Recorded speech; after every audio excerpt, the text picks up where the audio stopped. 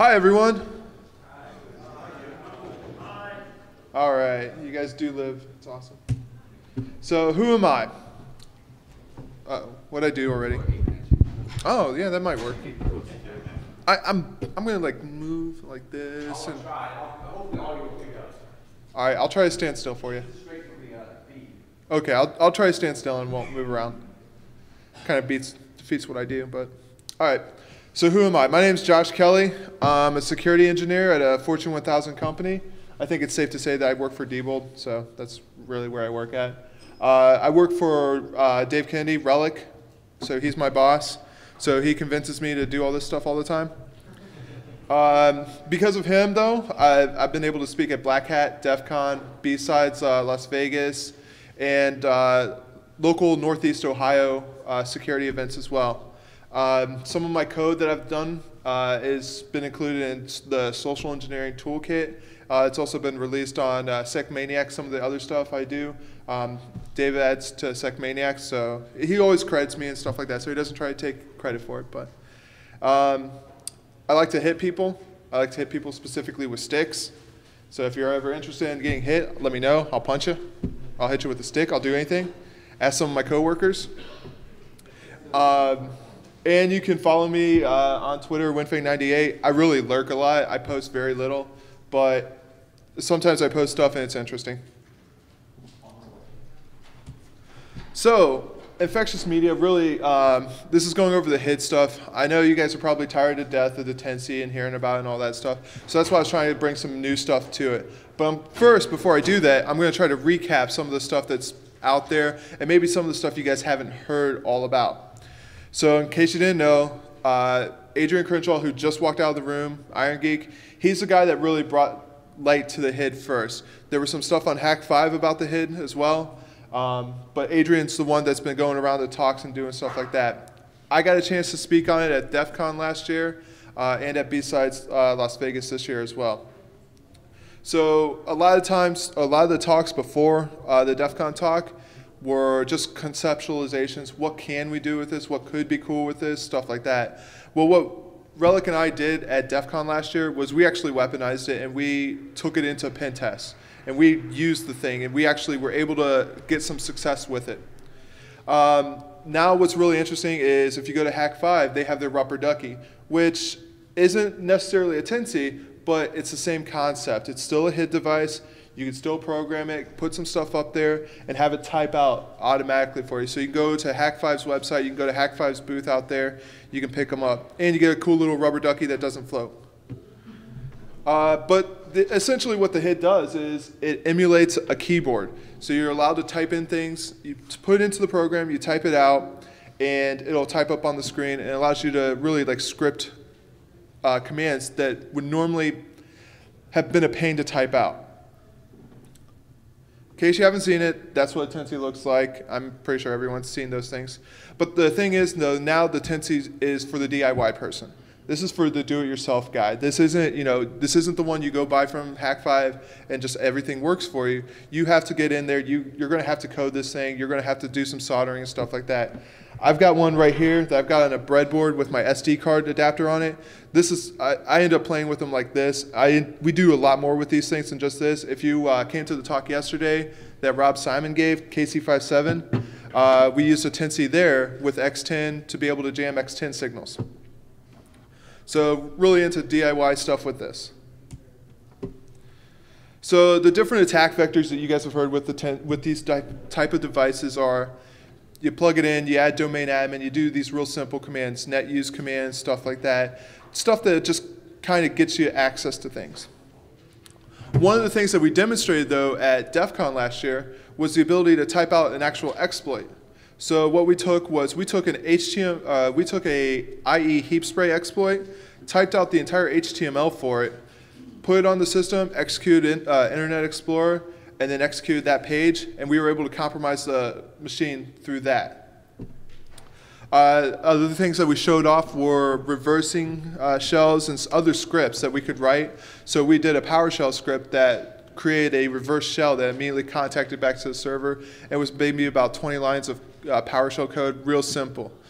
You can do the same thing on Linux, and you can do the same thing on OS X using Netcat and stuff like that, and it's even easier. But the big thing was that we had fun with it too. We were able to screw with coworkers. I don't know if you guys have heard the story about the one coworker I have that we decided to test my soldering skills and test my ability to conceal things by putting it inside of his keyboard.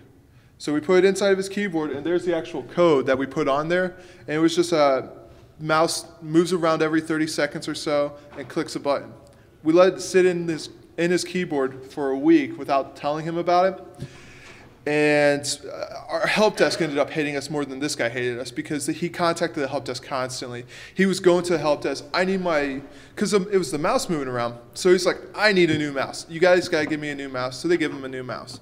Then he's like, it's not the mouse, it's got to be the docking station. Give me a new docking station. So he got a new docking station, still going on. They're like, well, we don't know what it is. Well, it's the help desk, so what did they tell you to do? Re-image the computer. So they re-image the computer. That's not working for him. He's still getting frustrated. He's tearing out his hair. He's already bald anyway, so he's tearing out what little he has left. And he's just like, fine, just give me a new computer. Ah. So he gets the new computer, and it's still going on for him. He's completely lost his mind. He doesn't know what's going on. He's never tried to replace the keyboard the entire time. And what's worse is we got a guy sitting right next to him who was with me when I was put it in, and he helped keep him away from this desk so I could put it there. And he's constantly going to my other coworker, and he's like, Ryan, what's up? I don't know what's wrong with this. Please tell me, help me out. You worked on the help desk. And he's just like, did you try the mouse? And that's it. That's all he would say to the guy. He was just like, I think he was going to strangle him too after he found out what happened. So this was all in a practical joke for our CSO, though. This was going to be a phenomenal practical joke on him, and I was going to lose my job for it if I did it. So Dave came in one day after a week of this going on, saw that I had still left it there, and I had no plans on telling him what was going on.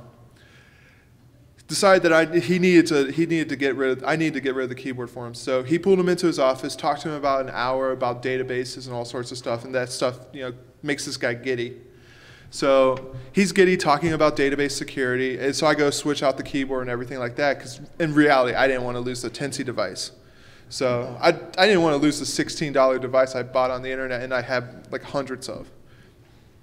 So he gets that, and Dave finishes talking to him, and he comes back, and everything's working fine for him.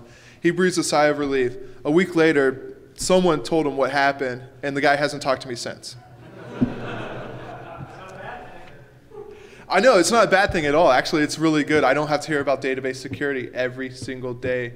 It's really nice to hear.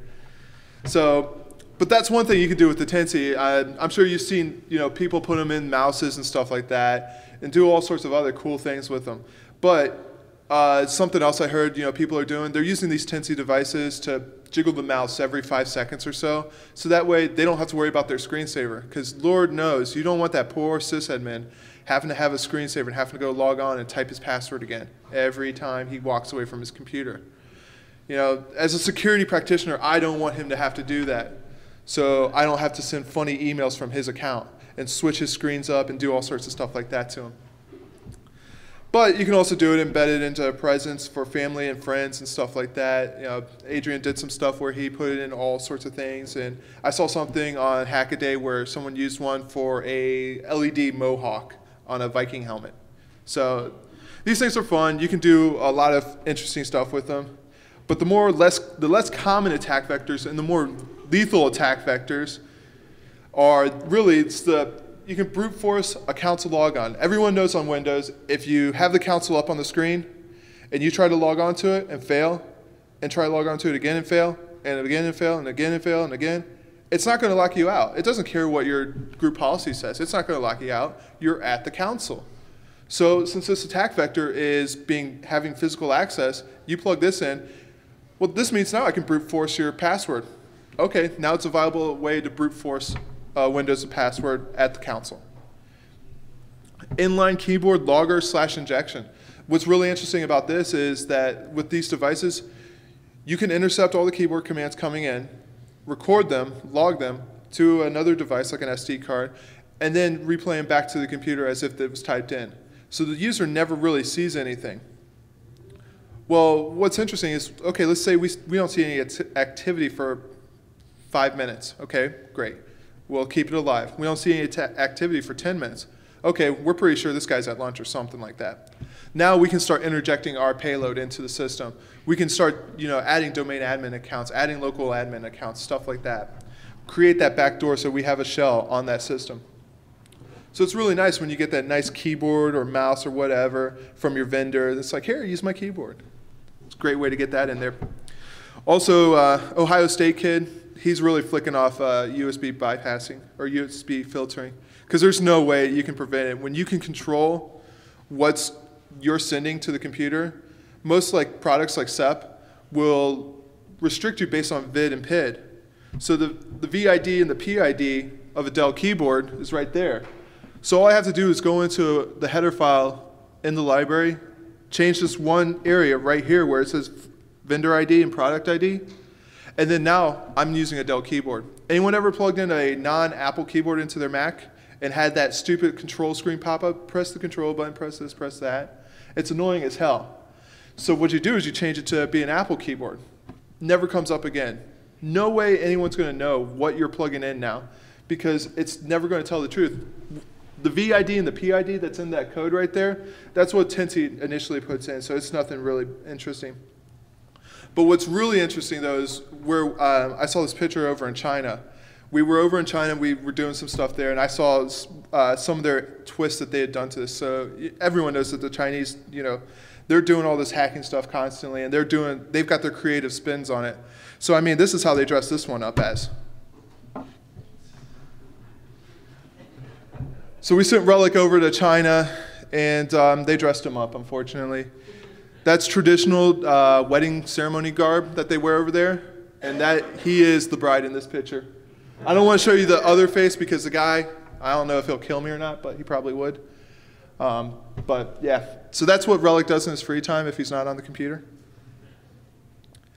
He has tried to pwn me so many times in presentations and have pictures of me doing all sorts of weird shit. I'm trying to get him back now. So a lot of the stuff we do with the HID is we put out there scripts. We do simple commands. So it's nothing that great. It's just basically a macro for us. Well, this year we decided, okay, let's go beyond just this macro, just this scripts, just stuff like that. Let's actually take executables and let's start placing them on the systems. But to do that, to place an executable on the system, we need to have the executable in a format that's easy to read, easy to understand, and easy to type out. So we need to start converting these. I mean, as you can see, an executable normally, if you just type it out on Windows, looks like complete and utter trash, and you can't type that through a keyboard at all. Has anyone ever found this smiley face key on their keyboard? You don't count, no, that doesn't count. Just because you know ASCII, you can't do it. So, but you can't really do it very easily. It's painful, it's hard, it just takes forever. So the easier way to do it is really to go through and change the files into a hex format or a base64 format, or base64. So what we ended up doing was we changed it to hexed. But the problem is that the Teensy devices don't have a lot of room on there. The actual room where you can store strings at on a Teensy device is 2K.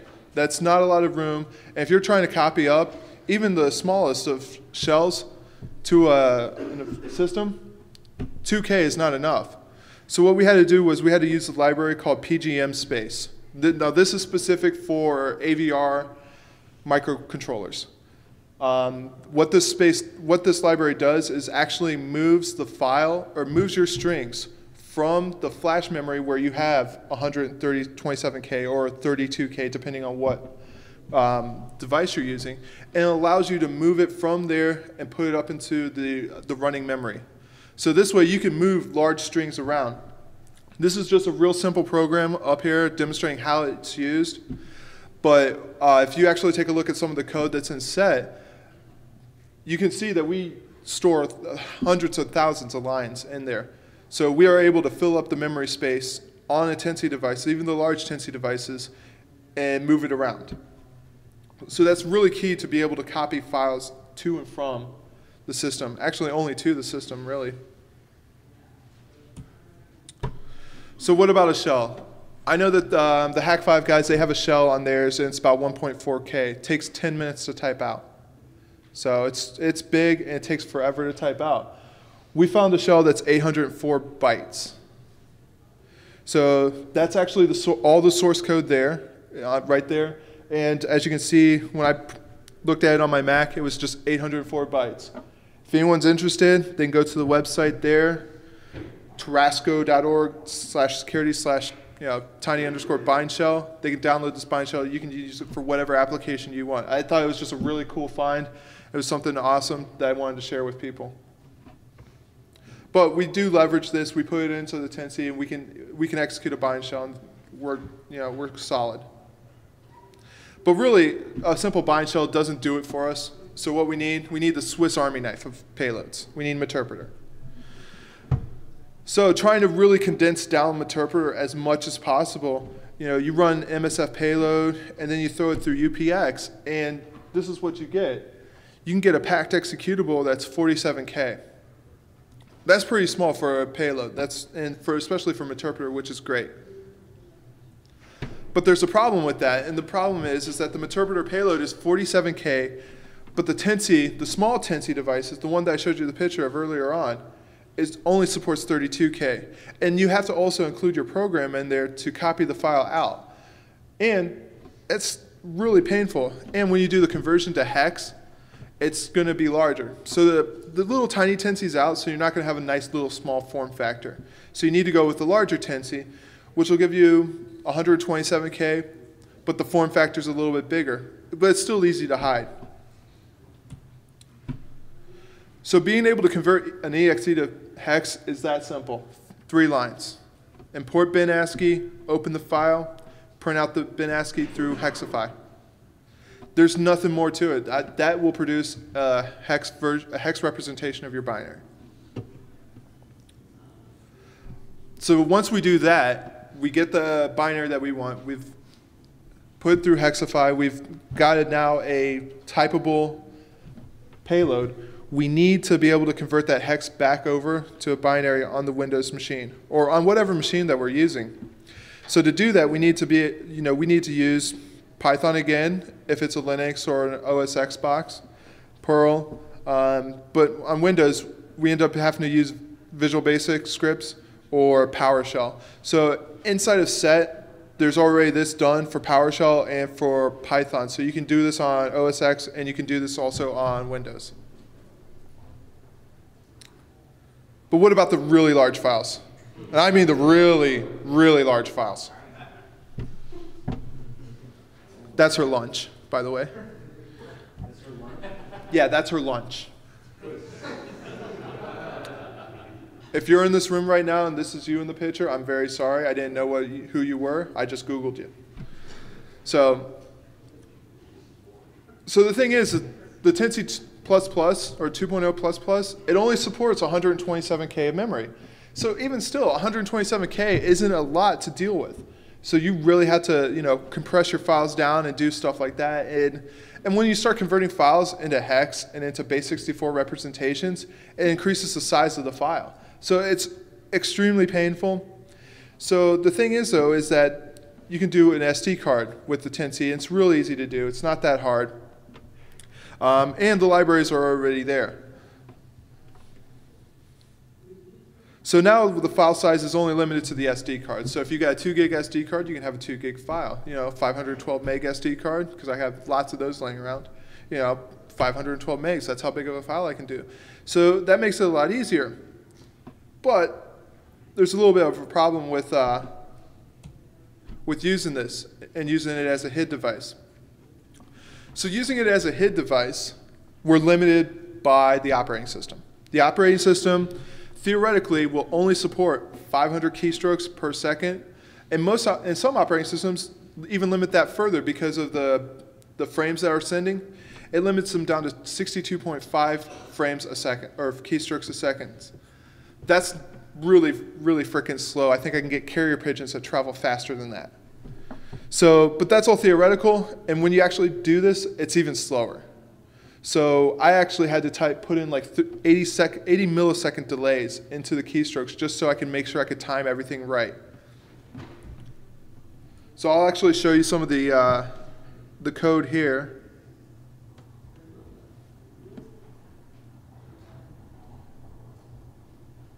So for those of you that are not familiar, this is Arduino. This is the IDE for it. A lot of programming, a lot of the stuff that if you're using SET or if you're using some of the stuff on the internet that you download, you're going to be using this in here.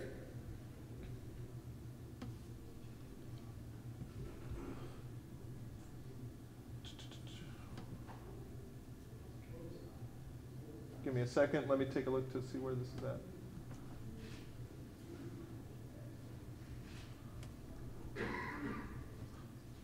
So here's what you see here is we're actually opening up a file off the SD card called converts.txt.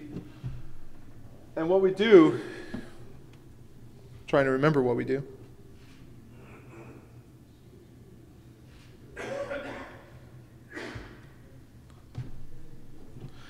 So we open up the converts.txt. We take a look to see if the data file really exists. And then what we do is we take a look at the size of the data file, and then we start using the, we just start printing it out byte for byte, the byte representation of the data file to the computer through the keyboard. So it's really easy. It's not that hard. It's pretty simple. But what you see there, though, is you see this delay 10. This delay 10 was required because while we were typing this out, either the speed of the processor on the microcontroller or the speed at which my Mac accepted the keystrokes was highly limited. So it ended up being that I needed to delay it 10 microseconds, or 10 cycles is really what delay does it in. It's a cycle of the microcontroller. I had to delay it 10 times just to allow the text to be typed out in a normal fashion and to be usable. If this wasn't in there, the text gets typed out so fast that it gets lost in its buffer and it gets overwritten and it won't be able to copy to the system correctly.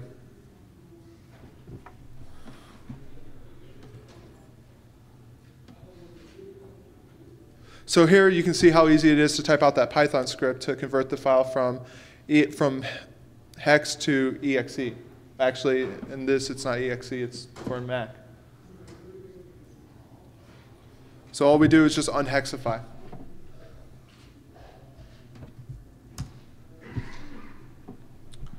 So that's the problem that we run into with the SD cards. They work, but if we're doing really large files, if we're trying to do anything more than a few K of files, it's not going to go fast. It's going to be a pain in the butt. You're going to end up sitting there for 10, 15 minutes. I've even had some files on there that I timed in hours. That's how long it took to type out these files. So it's not really a very practical method to do if you're trying to do anything large. So there was a solution for that I found. I found if we use the serial libraries inside the Teensy, that works a lot faster. It's bidirectional, and its drivers are on all the OSs. So what we can do now is, instead of just relying on the Teensy to download files, we can upload files as well. Not only that, but we can also look around to see what's on our SD card, and we can actually interact with our SD card as if it was a USB drive. But it's not enumerated as a USB drive. It's now enumerated, in this case, as a USB serial modem. Most people aren't blocking USB serial modems, so it's pretty easy to get around that. So why is it better? Again, bypassing device control. You can upload download files, faster transfer files. So what I did was I wrote an interactive shell to work with the Teensy device as a serial drive in a serial mode, so I can upload and download files from there. So one of the problems is that I need to be able to enumerate the device as a serial device or as a HID device first, so I can copy my interactive shell program, which is only maybe 100 lines of code or something like that. I'll show you here in a second. But I need to be able to enumerate it as a HID device first, then shut it off essentially, re-enumerate it as a serial device, and then open up this channel between the two. So unfortunately, I didn't get a lot of time to work on that part of it because since DEF CON and B-Sides, when we first talked about this, I had a baby between then. I didn't have a baby personally, but my wife had had a baby, so we have a 3-week-old at home, and if anyone has kids, they know how you never sleep. So I'm here, this is my vacation, and I've been able to sleep. It's been awesome. So, but the other thing too, to use this interactive shell, you need to know what devices are restricted and aren't restricted. But in most cases, they're not really doing the full-blown restriction of things. So it's not that big of a deal. So let me go ahead and show you the interactive shell.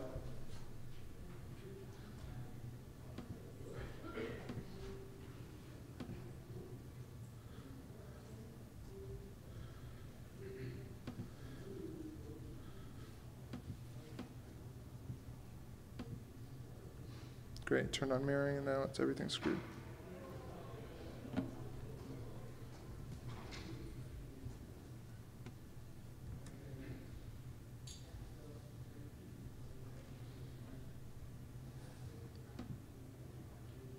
Okay. So here's the interactive shell. It's not a lot of lines of code, and I'm not a great programmer, so by all means, you know, someone else can look at this and say, wow, that's a giant piece of shit. I'd agree with you. It is. But the big thing is here is that it supports uploading files, downloading files, clearing out the buffer, and just doing file directory listings. So, I mean, if someone has more time and devotion to this, they're going to be able to create a graphical user interface that automatically pops up. And so once it pops up, you can sit there, you know, plug this thing in, boom, now you have an interactive shell or a graphical user interface that you can copy files up, download files, upload files, do all that great stuff. So it's a lot easier to work with. So, you know, why are people even bothering trying to restrict USB devices like thumb drives and stuff like that when you can get around it now?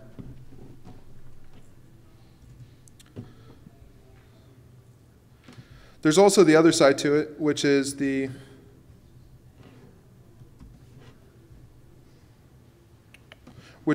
the Arduino or on the Teensy device itself.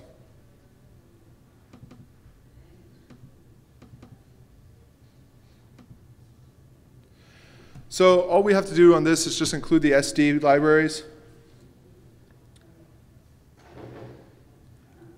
We initialize the card.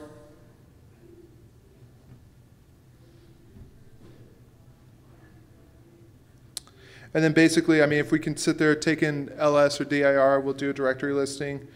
We get files. It's pretty simple stuff. So it's not a lot of complexity in there. So it's very easy for someone to do. What's up? Take 1 second, quick, please. Sorry. Yeah, no problem. We had a video. As long as I didn't do it. I mean, Slide 6 of the enumerate that have you attempted to interface it so you would act like a network device? you can have it act like a network device. If you actually look at the Arduino source code, you will see that when it's in a HID mode, it will act as the serial monitor actually communicates over the network. So it creates a port on localhost, and that's how you're able to still monitor the serial and do your HID interaction with the computer. So, but as for creating it as a network device itself, if you have the libraries exist for it, so you can definitely do it. You just need to have the hardware. So.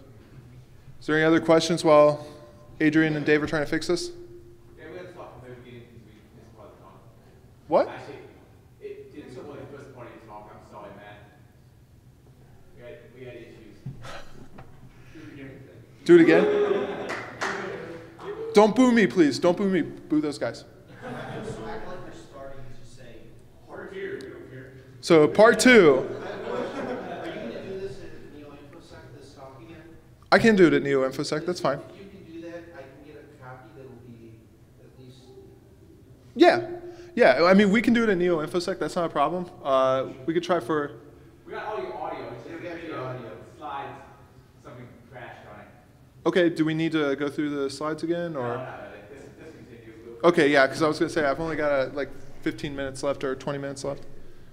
Oh, I got a question for you. Okay. You said you don't know how to do the switch over. Yeah. So I have the. Now, yes, you can use 2 Tensys. That's perfect. That works.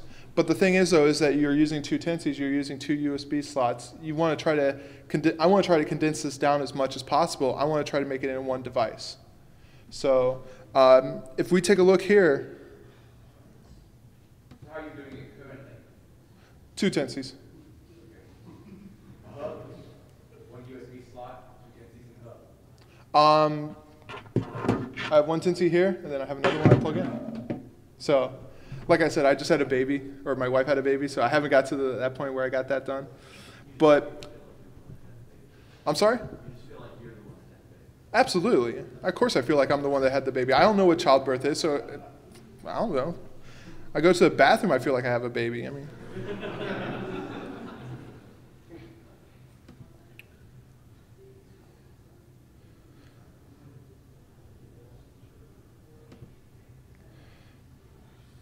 So what goes on though in these libraries is that we do a USB init, and in that USB init, we're actually communicating over the USB protocol, which I'm not really familiar with. I'm not really great with. So me and one of my guys at work, Rob, we sat there and we looked at this thing for 2 days straight, trying to figure out and understand really what's going on and everything like that.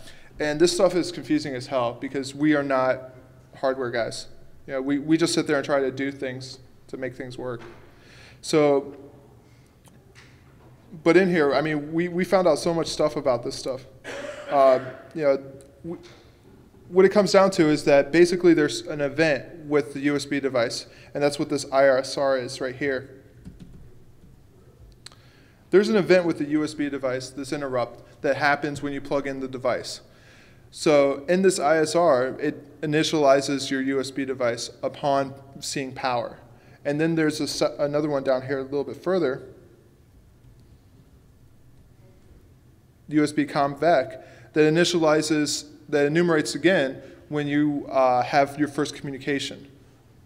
So what we've been working on and what we're still working on is trying to see if we can lie to the system and get these interrupts to be changed again for us. We haven't been successful so far, but we're still working on it. This is really where I need to sit down, buckle down, and look at the USB protocol. Read that whole document and see if this is even possible. Because if it's not possible, then I need to go the USB hub route and just have a USB hub tied in, and that will be able to do everything I need. Thank you, Adrian, for that idea, though. Good news, we may actually have the first part. We just have a segment where we have the frames dropped out of the slides. So, awesome. So what I'm going to do is I'm going to plug in the device that I have here to kind of give you an idea of what is capable. Let's go ahead and connect this to my Mac.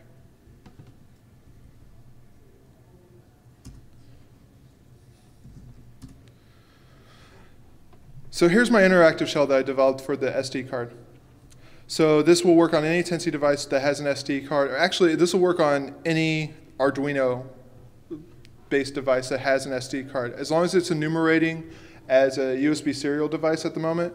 On a Mac, it enumerates in dev/ either tty.usb modem 12341 or as cu.usb modem .12341. As long as it enumerates as one of those two, you can go ahead and use this. I mean, or you can just change the variable inside the program itself and do it too. So here, I go ahead and type in ls. I can try that again. There. So it's glitchy. I put this together kind of last minute to kind of show you guys things. But this is the contents of what's on my USB or on my SD card. So there's a converts.txt file, serial.sh, and stuff like that. So in this directory here,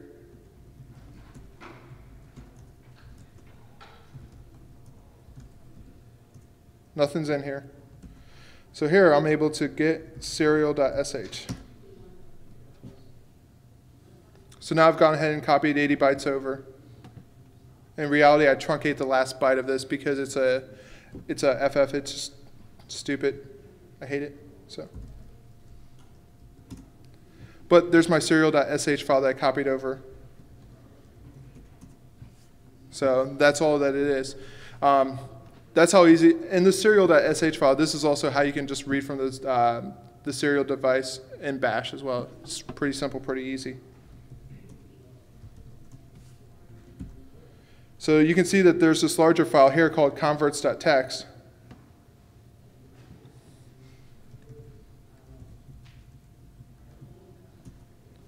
So it takes a little bit of time because we have to wait for the buffer to fill back up. The buffer only supports 1,024 bytes at a time, so we need to fill the buffer up, clear it out, do all that stuff. Anyone that's done any networking type stuff knows about that. So there's our text file, and this text file is actually just a hex file, so that we used in the demonstration at B-Sides. So when I was able to get this, it made me happy. It made me like silly happy. So I'll show you how happy it made me. And when I mean silly happy, I started dancing. I wanted to dance like a, oh God, I don't know what I wanted to dance like. I wanted to kind of dance like this. That's how much I wanted to dance.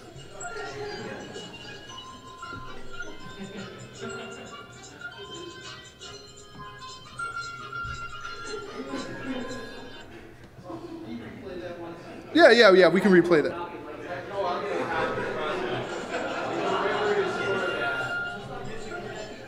So yeah, this is payback for all the presentations that he's put retarded pictures of me in there.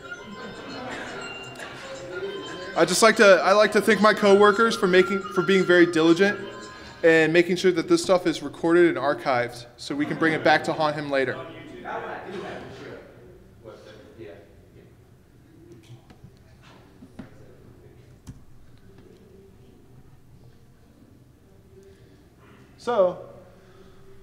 So I mean, it's a work in progress. I'm still working on it. I'm going to be sharing the code here in a few weeks and stuff, so other people can work on it too. Other people can take a look at it and see if they can help me out.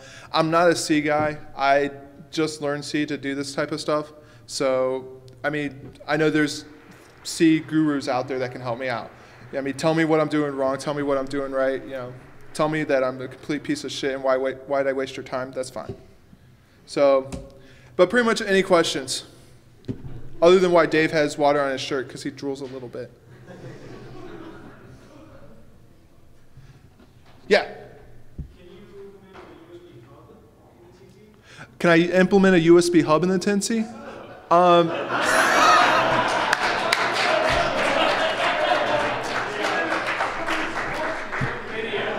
Thanks for the support, Dave.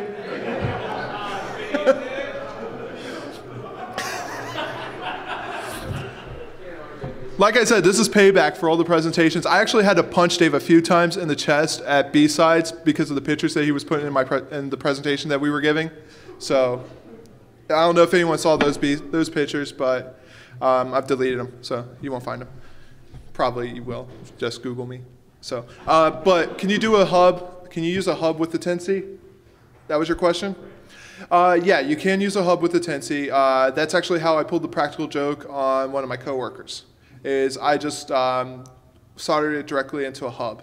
And so we have these Dell keyboards that have hubs integrated into them. So we just soldered it directly in there, took off the back, put it in there. So it was hidden, no one knew it was in there, so it didn't look any different to them.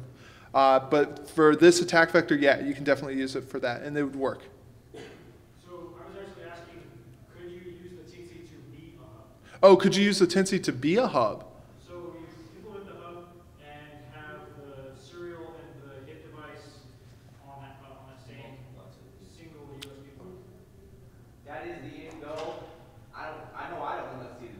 Yeah, that's where I'm trying to learn this stuff and understand, and that's where I gotta look through the USB protocol to see if it's possible. Have you asked Paul? The guy that sells the Teensy devices is Paul. I forget what his name. PJRC.com. And he's the guy that actually writes a lot of Arduino libraries. He's written I think the SD library, the keyboard library, and all these libraries that are already included. So he's pretty big in the scene, and he would probably know. And I think that I'll probably have to end up contacting him to figure it out. But that's a good idea, and I'll follow up with that. Does anyone have any other questions? Yes? Why is the SD card read-only? Why is the SD card read-only? Because it's implemented in the HID form. So in HID, when you're using it as a human interface device, there's very, very, very limited interaction that the computer can do with the HID. Pretty much just enumerating lights on the keyboard itself. So if you can think of a really like super elite hacker way of moving data back to the SD card that way, then you're better than me. Like setting a scroll LED on and off in your serial communication. Well, if we use it as a serial communication, then No.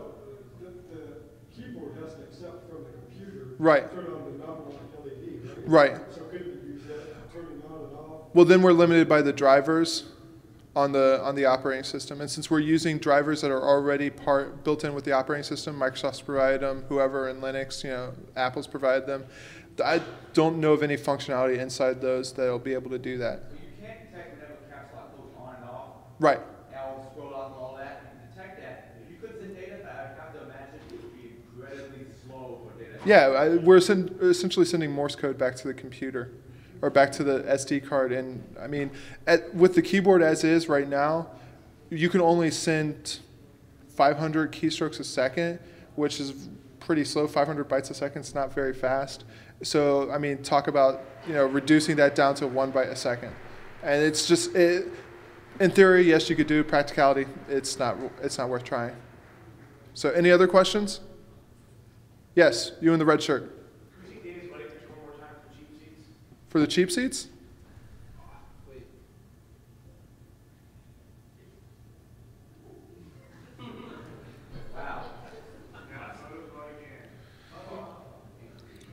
Yeah, yes. Now you Adrian. implemented a keylogger as well. I was trying to do that, and I had to go into his PS2 library. These are massive changes to see extra characters. Yeah, we had to end up going into the library, and it was a pain in the butt. So I can talk with you more about it offline. So, because I don't have the code with me, it's on a workstation back in the office. I was the code I'm going to release, but mine, it's not totally functioning yet. It's kind of a pain to get it all. That's what I was wondering. You're probably further ahead than I am. I just got some concepts working, so I was able to see certain characters and stuff like that, and I was able to interject some stuff. Part of the control is to make the USB side of that a lot easier. Also, if you want to do USB keylogger. Oh, that would be great because that's the problem is that. So one of the problems right now with the keyboard logger and injection attack vector is that attack vector relies on a PS2 keyboard because that's what the libraries are built around. The libraries are built around PS2 keyboards because it's very simple and easy to do. The USB keyboard, as I found out trying to do this stuff in the libraries itself, is a complete pain in the ass, and I wish I never had opened it up. So, any other questions? All right, I guess there's no more questions. Thank you for attending.